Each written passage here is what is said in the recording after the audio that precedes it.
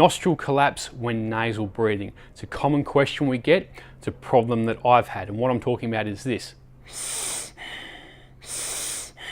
You can see my right nostril there is closing up as I'm breathing in and out through my nose. So one thing I do to get around this is I think about breathing up rather than in. Looks like this. So you can see there's still a little bit of collapse there, but it's a lot less than what it was when I was just breathing in without being aware of that and without changing how I was doing things, so changing my mechanics. So I was thinking about breathing up, screwing up my face, a bit like a bulldog face, and breathing up rather than just sucking air in and allowing that that nostril to collapse. So what I suggest is if you have this problem, play around with the mechanics of how you get the air in through your nose. Try that breathing up versus just breathing in, and see what works.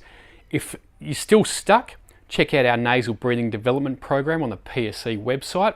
That is a full program geared around obviously nasal breathing development. Your capacity, your mechanics, has some stuff in there about nasal plasticity and some exercises for opening up the airways, the nostrils. So check that out.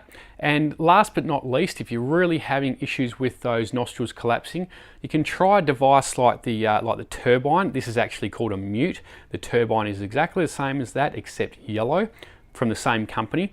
And what you do with this, whack it up your schnoz, and those circle bits there keep the nostrils open, allow you to get the air in, prevent that collapse.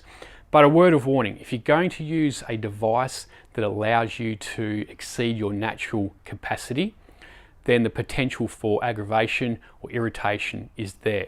So I had an incident or an issue where I used the turbine when I was doing a training session in spring, so kind of hay fever season, allergy season. I get hay fever anyway, and what happened was I clearly exceeded my nasal breathing capacity, and this was a while ago before I developed the ability to breathe up like I just showed and use different mechanics.